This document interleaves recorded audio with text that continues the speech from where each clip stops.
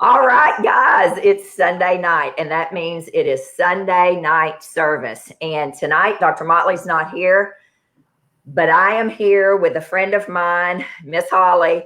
And Holly and I have been friends for 20-something years. And I want you all, as you can see the title right there of what the topic is tonight, it's heavy, it's hard, it's heartbreaking, it's heart-wrenching, but it also is going to be healing tonight. And as you get logged on, hit your heart buttons, hit your like buttons, and share this, because I guarantee you, yes, we are live. We're doing a different, sorry about that one, guys. You can hear it.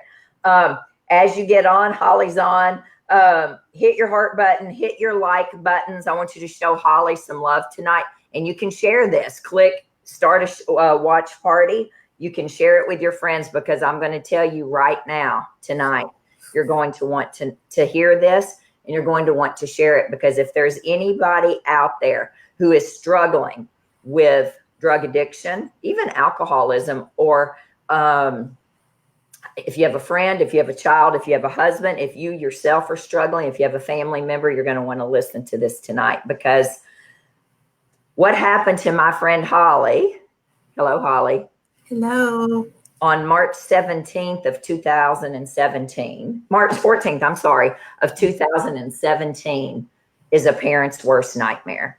And it's did you tell me 7:32 in the morning? 7:32 a.m. 7:32 in the morning, she got up and went downstairs to check on two of her three sons. And what she found that morning changed her life forever. It changed who Holly is. It changed her family. It changed the trajectory of her family as well. She found both sons, the oldest and the youngest, both sons, yes, unconscious. The middle one. Tyler was the middle son. And Taylor was the middle. I know that. So the last two children, 2 out of 3, she found unconscious. Yes. One had died, and the other one was still alive and told that he would not live, and told her he would not live. And they worked on him to revive him for 38 minutes, and he did survive, which is a whole nother story. Oh, they're not. Her whole world changed that day. Both of those sons had overdosed on a synthetic opioid called U4 or U47744. No, U47700 or U4 Pink or Pinky, as it's called, as I've learned today. That it's a synthetic opioid that we're going to talk about tonight. But Holly's world changed. Holly's going to share her story tonight. This is unscripted. This is raw. Whatever you say, Holly, is okay. It's a safe place. We love you. She has never spoken about this publicly. And I asked her even a year ago, 2 years ago, I asked her, I said, Holly, I know that he did not die in vain. And at some point, you're going to share your story. And yesterday, as we were walking, just yesterday, actually, on Kentucky Lake, I said, Holly, I got an open spot tomorrow night on Sunday night service. And she agreed to do this. And I knew she would have to do this on the fly. Otherwise, she wouldn't do it. She would have bolted off to Canada or somewhere. So tonight we are, and we're going to share this while she's catching her breath.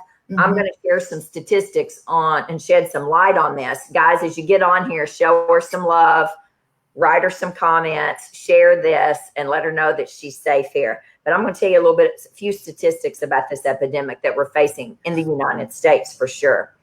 In 2016, synthetic opioids, primarily illegal fentanyl, passed prescription opioids as the most common drugs involved in overdose deaths in the United States. In 2016, synthetic opioids were involved in nearly 50%. That would be 19,413 of the opioid-related deaths. That's up from 3,007 deaths in 2010. That's unbelievable. In just 6 years, from 3,000 to 19,000 deaths. 2016 marked the very first year that NSOs, which they call them novel synthetic opioids, became the most common type of opioid involved in all opioid overdose deaths. In 2017, there were 70,237 deaths in the United States from drug overdoses.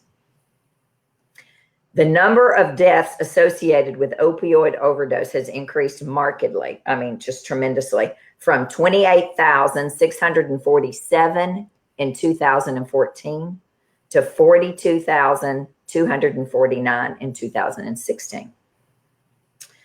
So we know that there were 19,000 in 2016 that were the NSOs. 17,000 deaths were prescription opioids. Okay. And 15,489 were heroin overdoses. The trend extended, it keeps going, and into 2017, there were some statistics that showed that more than 55% of opioid overdose deaths occurring nationally involved synthetic opioids. More than 55%.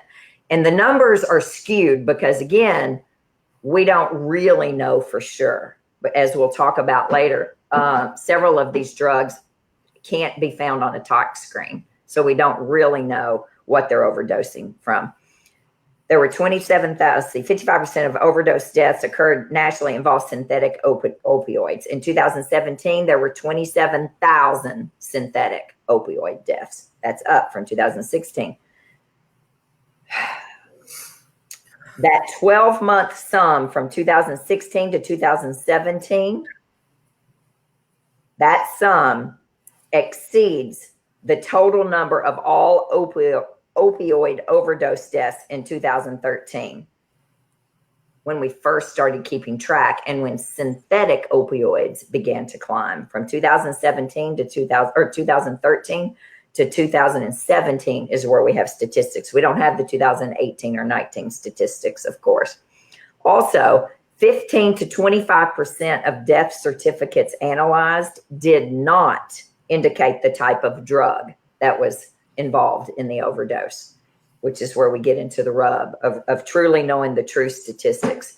So what are synthetic opioids versus natural opioids? Okay. They're substances that are synthesized in a laboratory. Okay. They act on the same targets in the brain that natural opioids do, like morphine and codeine. Those are natural opioids. They produce a pain relief effect, right? That's why people like them. They also make you feel euphoric, right? In contrast, natural opioids are naturally occurring, and they come from poppies, right? From the poppy seeds. That's where your morphine and your codeine come from. Some synthetic opioids, such as fentanyl and methadone, have been approved for medical use. But the ones that we're talking about tonight are not approved for medical use. They are underground from China and from Mexico. Am I right? Correct. Yes. Yes. The rise of synthetic opioids as opposed to heroin or prescription opioids such as hydrocodone, oxycodone, and others is not surprising due to how easy they are to get. Mm-hmm. Easily accessible. I personally did not Google it tonight or try to see how I could get it because I didn't want all these emails and things coming in, but it's easy to buy online. Am I right? Yes. And it's dirt cheap. So that's what we're going to be talking about tonight, the ease of access and how these kids are getting, and not just kids, I mean, adults as well are getting a hold of these. So what is U47700, excuse me, or pink? You may not know what that is. You may not have heard what it is. You know, I didn't know. I had no idea what U4 was. But I bet you know who Prince is, because Prince, that's what killed Prince. Prince had U47700 in his bloodstream as well as fentanyl. He had a combo. He had a cocktail of both in his bloodstream, and that's what killed him. So everybody from Eastern Tennessee, where Jackson is living, Eastern Kentucky, Western Kentucky, Middle Tennessee, Williamson County. It doesn't discriminate. No, it doesn't. That's right. Epidemic. It's nicknamed U4 pink or pinky, and it's a highly potent synthetic opioid that looks like a white or a light pink powder developed as a dangerous designer drug. Even small doses can be deadly. Small, tiny, tiny granules. Over the past 5 years, reports have surfaced of multiple deaths due to the street use of U4. Importation into the United States is primarily from clandestine chemical labs in China. That's where U4 comes from. Fentanyl mainly comes from Mexico, if I understand that correctly. Am I right?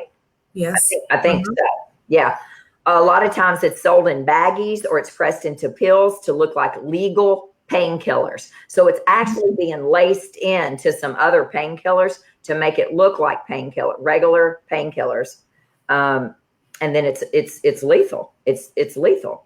Abuse of this substance, the U4, is similar to heroin and prescription and designer opioids. It was developed in the 70s. U4 was developed in the 70s by the pharmaceutical company Upjohn, hence the name U4.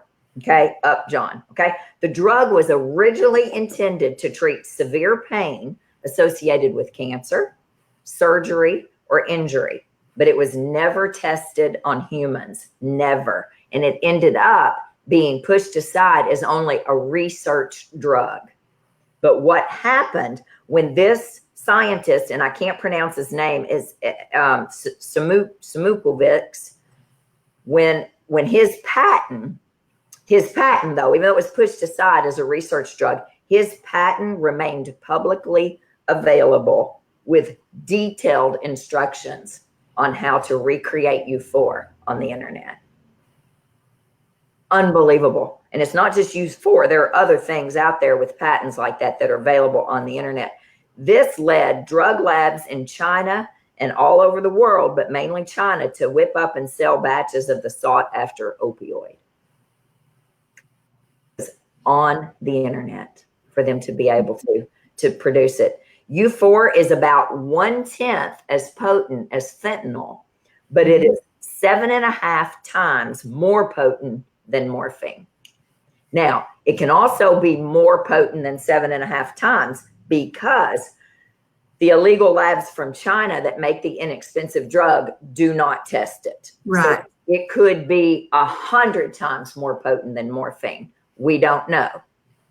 Right? Correct. And we don't know what they cut it with either, that to make more, so they make more money, and it's bad stuff. So it was first recognized on the scene in the world, in the United States, in 2015. So it's really new, honestly, because this happened to you in 2017. So it hadn't been out there very long in the United States. Since then, there's been an uptick in confiscated products, and at least, now this was in 2016, 46 documented overdose deaths. I could not find, I searched and searched online today to find out exactly how many deaths that they have from just U4. It's not broken down. I mean, it's daily. Yeah, it's daily, way more than 46, right? Yes.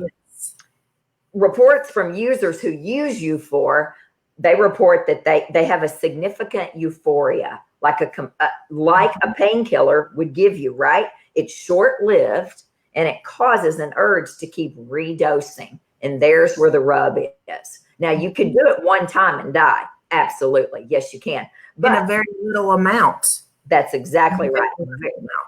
Yes. But if you didn't overdose on the first time, you're almost immediately hooked, apparently, because you feel so good. And it's short-lived. It's out of your system quickly, and you need to redose. And there is where you get into the cycle. And it's not traceable. I mean, drug, at that point, I think that they are now able to test for it, but like drug, the drug testing. Yes, like at jobs and different places, they could get by with that. And they could be using that. Oh my yes, it's not detectable, or it wasn't. As of November 2016. So this happened in March of 2016. In November, U4 was placed under temporary Schedule 1 status by the DEA, okay, which makes it illegal to obtain because it wasn't illegal before that. Isn't that something? Mm-hmm. Isn't that something? So we know what we call it, U4, pink or pinky. How do people use it, right? How's it taken? It's usually snorted, swallowed, injected, or rectally, which I didn't know about. And I read all about that today, and it will cause like profuse rectal bleeding from it. What do they use? What's the paraphernalia needed for this? A needle, if they're injecting it, a straw or a tube, if they're snorting it, right? Or it may be pressed into a pill, possibly. What happens to it? What happens to you when you take this? Numbness, sedation, cold and clammy skin, euphoria high, right? It's an analgesia, constipation, itching, drug tolerance, dependence, and then addiction, mainly due to the short half-life of it and you just wanting some more because you feel so good. Seizures, psychosis, fatal overdose, respiratory failure. Fatal intoxications have mostly attributed to cardiac arrest, pulmonary and cerebral edema, cardiomegaly, and the depressant effect of the central nervous system causing respiratory depression. And I do know that pulmonary edema was the official cause of death, right? Mm-hmm. So basically what happens is they suffocate to death. Mm-hmm. Yes. And that's what Taylor's death certificate says. And then there's paralyzes you, so they can't get help. You know, I mean, like, paralyzes you. And that's exactly right. And so that's exactly right. So, and then we have fentanyl, which fentanyl is a whole nother ball of wax. It's a synthetic opioid as well, but it is 80 to 100 times more stronger than morphine. And, you know, it really originally was designed for people with cancer to help with pain, and it was a patch. And now we have different forms of it, but it's added to heroin to increase its potency, or is disguised as highly potent heroin. So they cut it into heroin, right? Is that right? Or they had cut heroin? I'm not quite sure the term on how that works, but so many users believe that when they're purchasing heroin, and actually don't know that they're purchasing fentanyl, which often results in overdose death. Mainly made in Mexico. Fentanyl's called China Girl, Chinatown, China White, Dance Fever, Goodfellows, Great Bear, He-Man Poison, and Tango and Cash. Those are all the code names, apparently, for fentanyl. And you told me this today, that there's one molecule difference between U4 and fentanyl. And I have somewhere, I don't know what happened to it. I have there it is. There's the chemical makeup of U4 right there. Now, I am not a chemist, and I barely got through biochemistry. And so one molecule difference between U4 and fentanyl. Sorry, somebody's ringing my doorbell. Nobody ever rings my doorbell here. For fentanyl, injection is the most commonly reported route of administration in fatal overdoses. And it exacerbates these risks because of the rapid absorption, right, straight to the bloodstream, and highly bioavailable. So there's a whole list of synthetic opioids out there, a whole list. Apparently after U4, there's U477, there's U488, U499, like there are new generations of this from what I understand today, and we're not getting into that. But Holly, share your story. Whatever, tell us about that morning. Okay. And about your baby. 3 boys.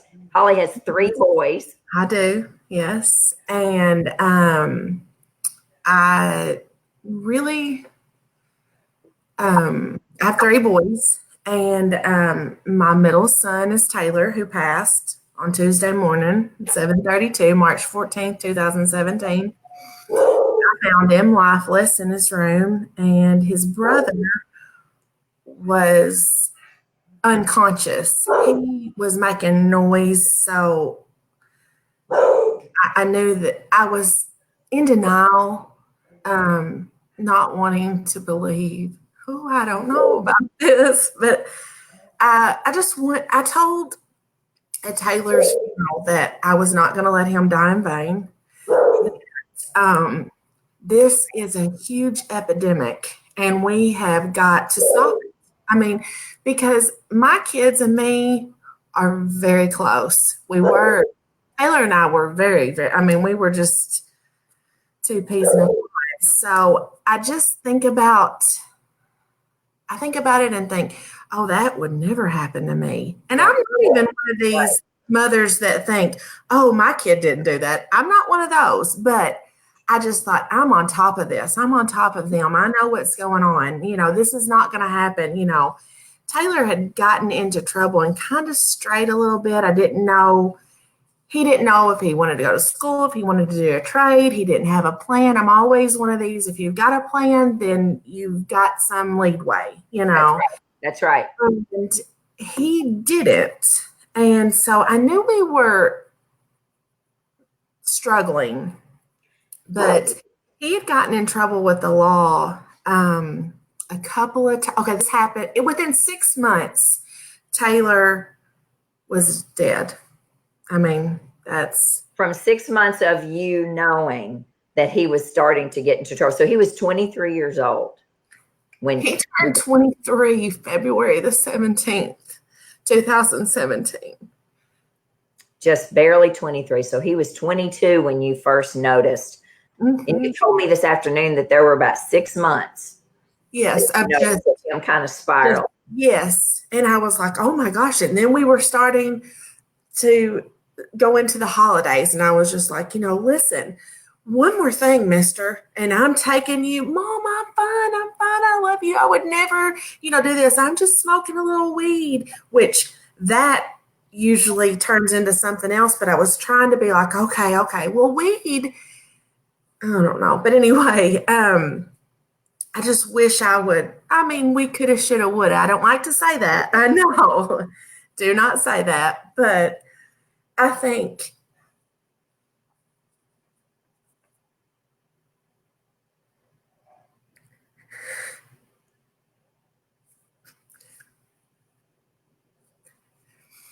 I don't want anyone else to go through this.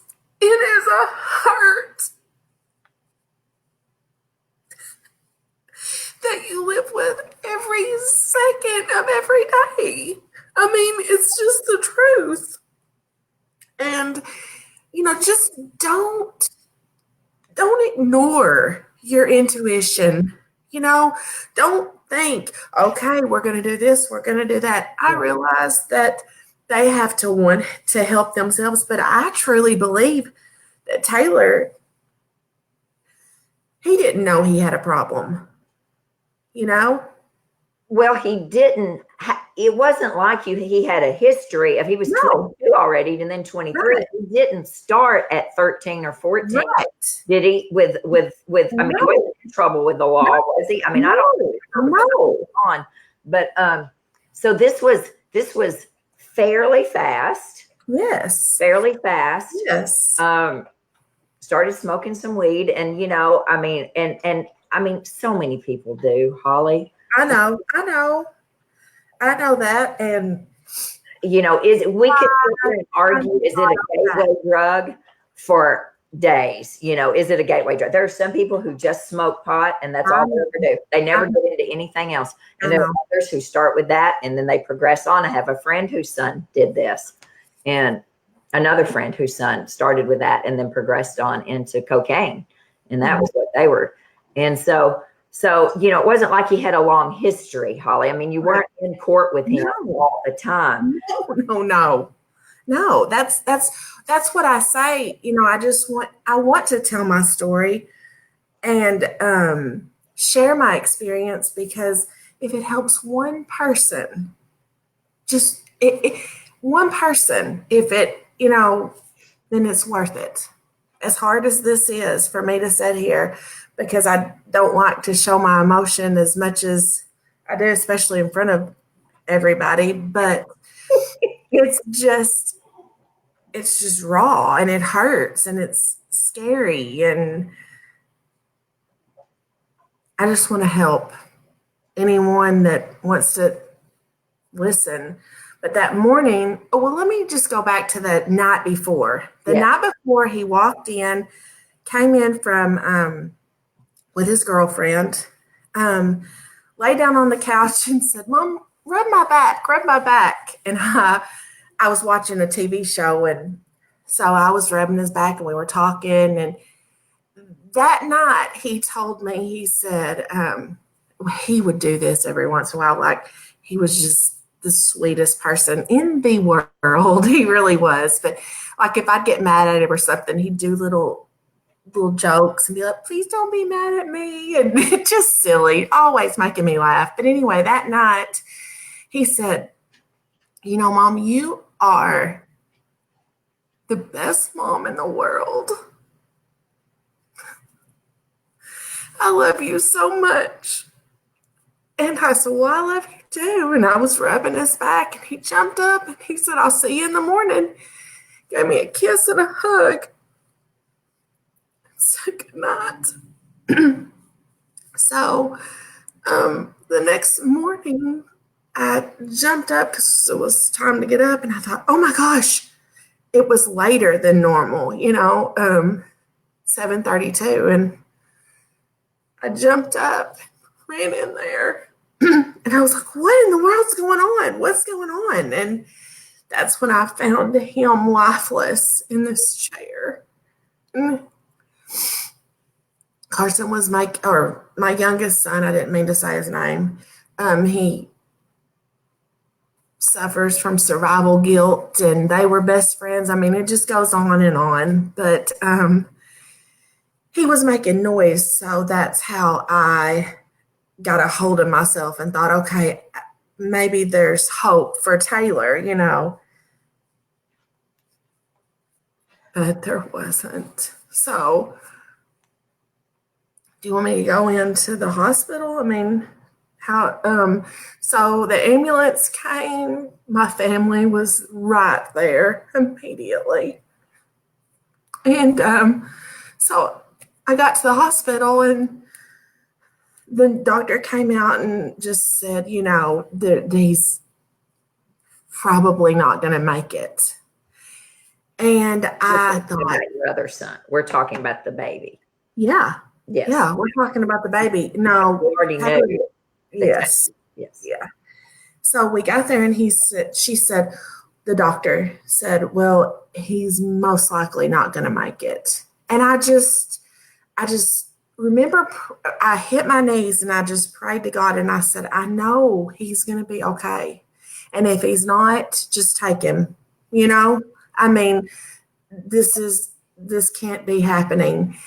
And I tell you, it was the most peaceful feeling I just felt come over me. And I knew that he was going to be okay. I knew it. I knew without a shadow of a doubt. I never doubted them. They did. The doctors did for sure. But I thought he's going to be okay. And he was. I mean, he is a miracle. I mean, there is nothing wrong with him. He was on life support and dead for 38 minutes. 38 minutes before life came back into him. Yes. So God's got great things for him. He just doesn't know it yet because there's a lot going on. But with him and losing his brother, but I told Taylor's friends and everyone, I was by his side at the casket for 7 hours. 7 hours I did not leave that casket. The line was a 3-hour wait. I saw every walk of life come through there, whether it was any kind. If we had cowboys, if we had Mexicans, if we had blacks, whites, I'm serious, every walk of life. And I thought, boy, I sure do hope that you see what's happened here. And somehow I knew he was going to do big things. I really did. I just was not expecting this. And for that, our life has changed forever. But I want to put forth my best foot and try to not let him die in vain. I mean, just. Well, he didn't, and he already hadn't died in vain. But tonight, you take a huge step. Huge step. I mean, I can't imagine standing at that funeral home with one baby in a casket and another one on life support. That's exactly it. Not knowing, having a peace that one was going to live, but not knowing. Right. And he couldn't be at his brother's funeral. No. How long was he in the hospital? I don't. 7 days total. But the day we buried Taylor, and my youngest pulled his feeding tube out, or his, whatever the tube is that goes down. He was intubated. He just leaned down and pulled it out. They were freaking out. They were like, oh my gosh, this doesn't happen. And he said the first thing, he was like, where's my mom? Where's my mom? What's going on? What's going on? So that was a little hard, but we FaceTimed. But you were at the funeral. Yes, I was at the funeral home, and they FaceTimed me, his nurse. I mean, it was, I know. I just think, what? I know. That. Yes, I know. That just came to me. Oh, I mean, I remember it, but it just came out. Just Blake, my oldest son, explained to him. He hurried back to the hospital and told him, you know what, we did the funeral FaceTime. So he did that visitation. So, I mean, not that matters, but he did get to see the funeral. Yeah, a little bit. He doesn't remember everything. Yeah, but yes. So it's just been a heck of a 2.5 years, And he's buried a child, and then you went back to the hospital to the next one with no time to grieve. None at all.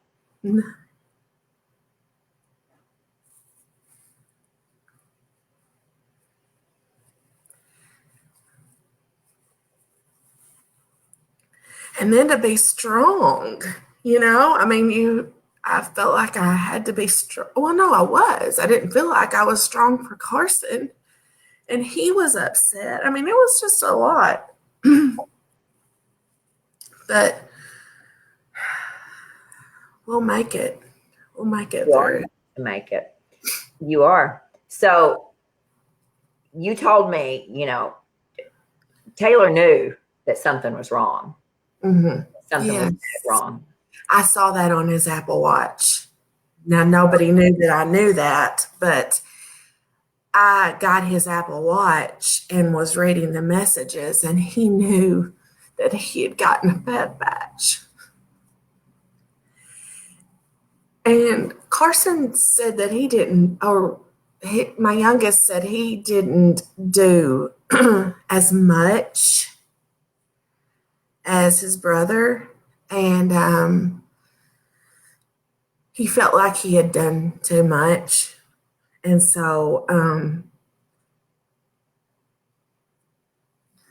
he couldn't move either, to get help. So the baby was paralyzed, basically, is what she's saying, and he could not help his brother.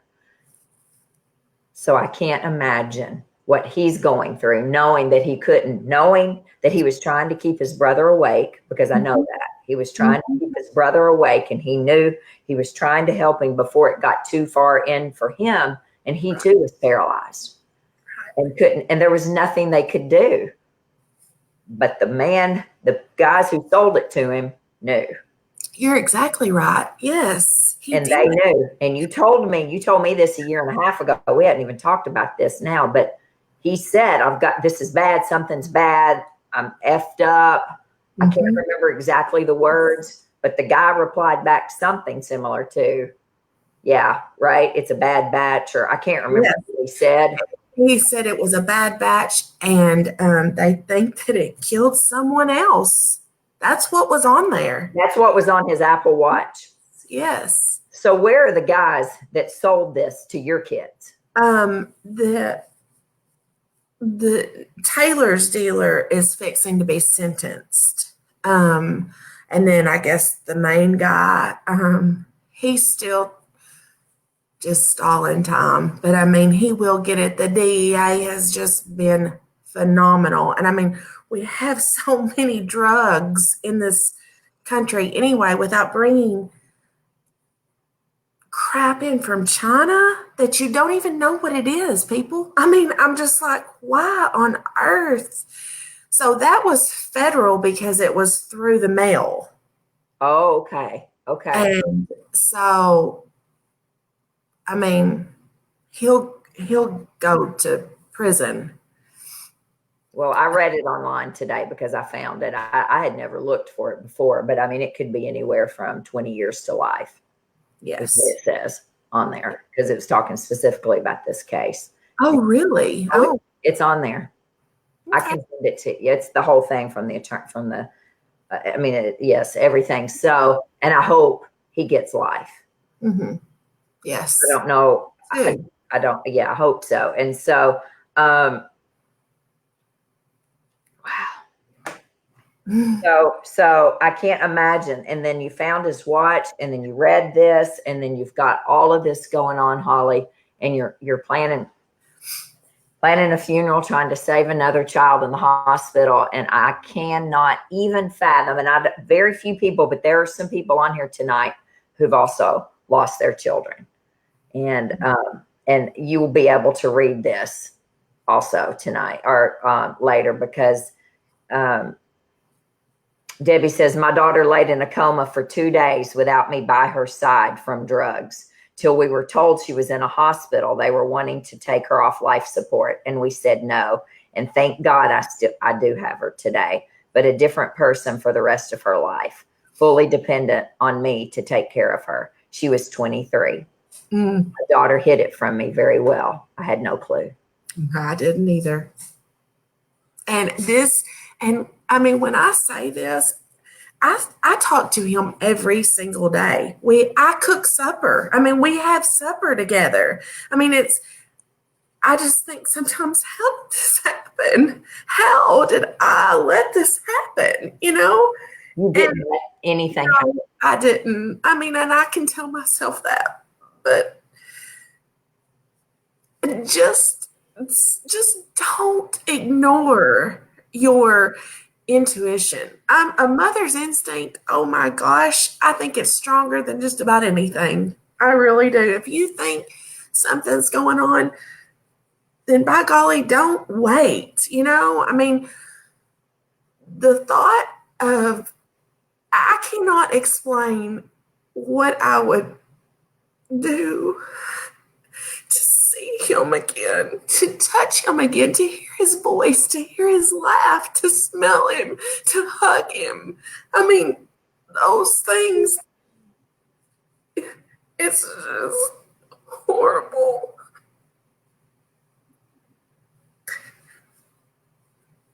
But if there's any hope for anyone,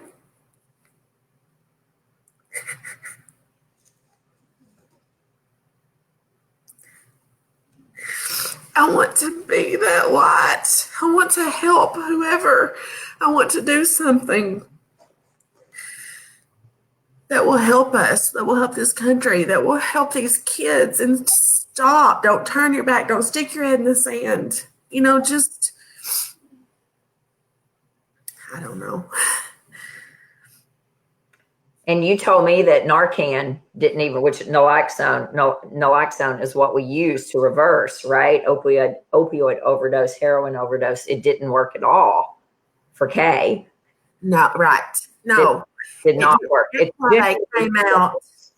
They were just like, what in the world are we dealing with? They wouldn't let me touch him because exactly.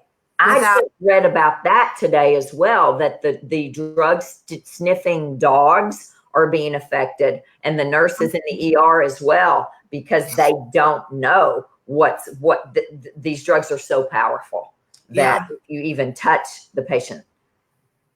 Well, I didn't care. I mean, I wanted him to feel, I'm all about that, touchy feely, I mean, I wanted him to feel skin to skin. I wanted him to hear my voice. I didn't want a mask over, So I know now after the fact, I probably could have been affected, which it would not have changed my mind, but he does remember that. He does? Yes, he does remember that. There's not much that he does remember, but he does remember I sang to him and, just constantly rubbing hair and, So anyway, I feel better.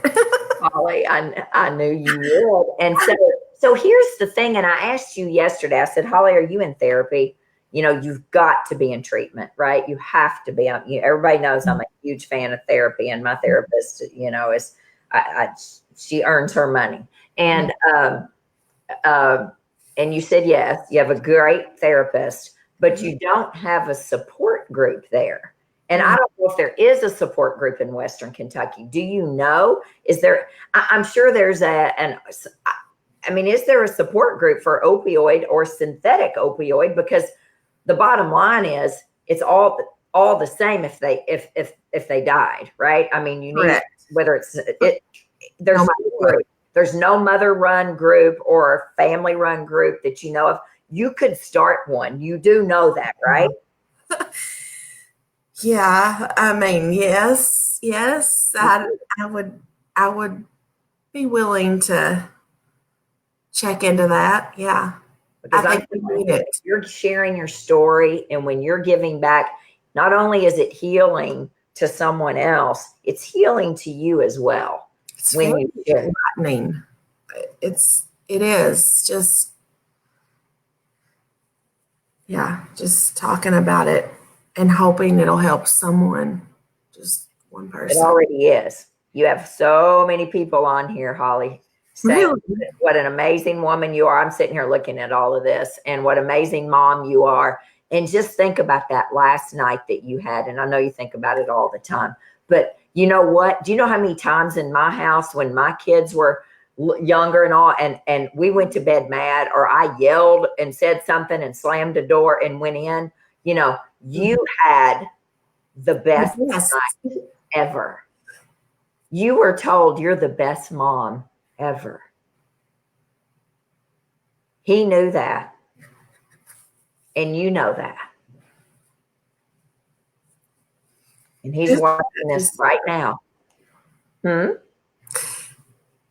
that, I really am, as much as it makes me cry. I'm so proud. I mean, I'm so glad I have that, and it wasn't us fussing or fighting or I'm going to take you to rehab, or dragging you, kicking and screaming. It was a good, if you can say that, goodbye. That's right. Well, Holly, I can't imagine. And I don't think that there are very few people on here, and maybe no one, who's experienced what you went through with 2 of your 3 children that morning, thinking that you had lost both of them, I'm sure, on the way to the hospital. I don't know anyone who's ever been through this. And you are one strong woman, and God's got your back. He does that. And isn't it unbelievable that, if you do believe in God, and I do, he knew this was going to happen when the baby was born. Is that not something? Yeah. And I never thought about that. I have thought about that, and I thought that's why you made him so sweet, isn't it?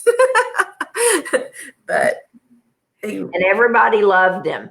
Everybody loved him. I went to the visitation. I wasn't at the funeral because the funeral was while I was at work, working and all. And so I went to the visitation, but I looked at the book and I looked at the names and I looked at and everything. And they absolutely adored him, and they adore you as well. And, what I'm going to say here is, what are we going to do?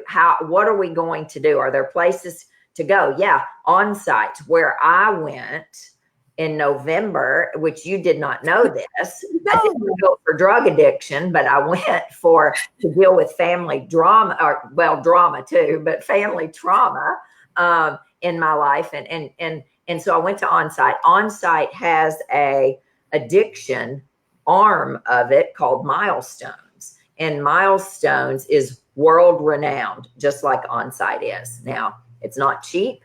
And, I don't know if your insurance, covers that, those of you that are watching, but, so onsiteworkshops.com, ONSITE workshops.com, under Milestones, it talks all about that program. If in fact that you're able to do that, that's an amazing program right there. There's also a website from the government called justthinktwice.gov, which I just found today. And it's got a whole section on getting help. And it lists all of the different organizations and government agencies and all nonprofit agencies, tons of them, for people to get help, to reach out. Awesome. Because it's hard to reach out, right? It's hard to reach out if you're suicidal. It's hard to reach out if you are, in the middle of alcoholism or drug addiction or sex addiction or gambling or any sort of addiction, right? Mm-hmm. Very much so. Yes. Yeah. But there are places and help for this. That's right. But there's not a lot of, And that On-Site, we didn't even talk about that. And I was like, what do you think about? She texted me this morning, and I asked if the baby, if Kay was in treatment, in therapy, and we were just talking about stuff, and she said no, yeah, she had looked into this amazing place called On-Site, and I was like, oh, you got to be joking! I've known Miles forever, and so anyway, I'm hoping that something comes out of that, and we can. Get out to On-Site would be great, because it is an amazing healing place for sure. But On-Site, justthinktwice.gov. If anybody wants to reach out to you, can they message you through Facebook? Absolutely. Yes. Facebook, Messenger. Yes. I would love that. Yes. Okay. So if any of you all want to reach out to Holly, or if you've got somebody that's struggling, or if you've been through this yourself, I'm telling you, there's power in numbers, and you heal when you have community, Holly. You know this. I love you. Oh, I love you. We've known each other for 20 plus years. Because how old is the baby? He's 21. Okay, so before that, because Holly worked for me at Mom's the Word and the maternity store, and I was the doula for the baby, and that's something. And so we've known each other forever, and we've had a journey. We have had a serious journey through all these years, and we've gone long years without seeing each other and without talking, just not talking. And it just picked right back up. And then as soon as this happened, it was like, there we are again, right in the thick of something. And who knew that you would be able to share your story? And Holly, I appreciate it. I can't imagine the courage that it took tonight. And I know I probably ruined your day today. No. Yesterday, and it was her mama's birthday today. So happy birthday, Mama. Hi, Mama. And I'm sure she was thinking about this all day long, and I ruined it. But You didn't run it. I'm pretty good at that kind of stuff. We're in a mess. But Holly, do you have anything else? Do you have anything to say to anybody who's watching? And let me read through this while you're thinking, so many people, hope he gets life in prison, somebody said. And Tina said, yes, we were FaceTiming during the funeral. Bless you, Holly, for sharing your tragic story. Thank you for your willingness to help others avoid this. Prayers to you and your family. How sweet. It's also not easy to get help for your child once they are no longer a minor. Okay. Right. That's very true. My son to different places and finally getting an awesome ER doctor at Lourdes to finally get some help. Kendra, I didn't know that. No, you're right. Once they're not a minor, it's tough. It really is. Watching from South Carolina. Thank you, Holly and Dani, for speaking about this. And it just goes on and on. I feel your hurt. Stay strong from your mother, from you, mother, from one mother to another. Jennifer knows this pain firsthand as well. She does. And it goes on and on, Holly. My goodness. Well, we have to get through each day. And I think my strength comes from Jesus. I mean, I'm so thankful that I turned to him instead of away from him. And I just pray for all of us that are hurting and needing help in one way or another. And that's what I want to do. I will not let him die in vain. That's my promise. So thank you, Dani. Down right now. And I am. He is so proud of you right now, this moment, for what you did. You just walked on water. And as we prayed before this, I said there was only one disciple who walked on water who stepped out of that boat. Only one disciple stepped out of the boat, and that was Peter. And tonight, Holly stepped out of the boat, and you walked on water. Well, thank you very much. I appreciate you. If any of you want to get in touch with Holly, if you just want to lift her up in prayer, if you want to reach out to her and say, hey, let's start a group, let's talk. You don't have to do anything official. I mean, I've started a Hashimoto support 15 years ago. What the heck? Hashimoto support group. I mean, you can start I don't know anything about starting support groups, but you can start a support group in Western Kentucky. You could do it online. You could do it in person. Holly, there's a million different ways that you could do this. And I'm telling you, when you are giving back and when you are helping others, it takes your mind off of your pain. It doesn't take the pain away, and it doesn't take the problem away. But when I'm giving back, or you're volunteering, or you're doing something like this, or you're starting a group to help other women or families or people, men, right, then it helps you. You heal while you're helping other people heal as well. And that is community.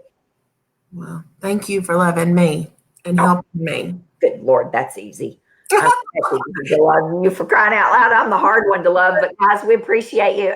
And that was an hour, Holly. Wow. That was a long time. I mean, it doesn't seem like an hour, but I know it goes by in a hurry. It's one big computer. Next Sunday night, on Sunday night service, I was supposed to have Dr. Leslie Cuevas, rheumatologist.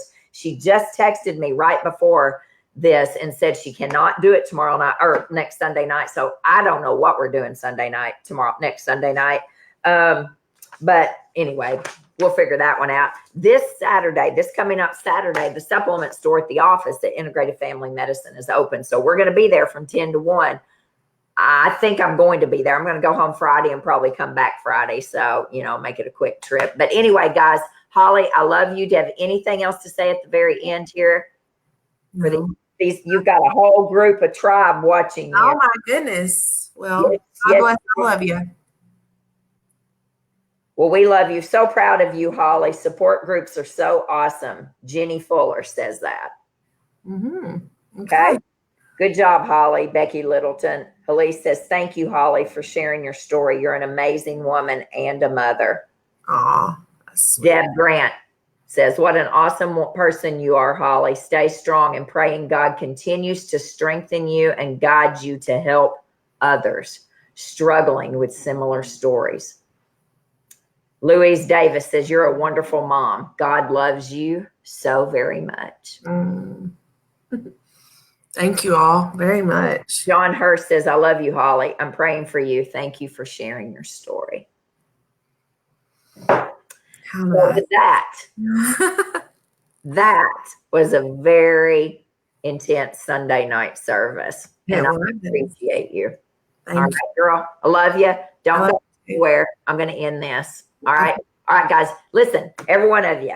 It's Sunday night at 8:00 Central Time.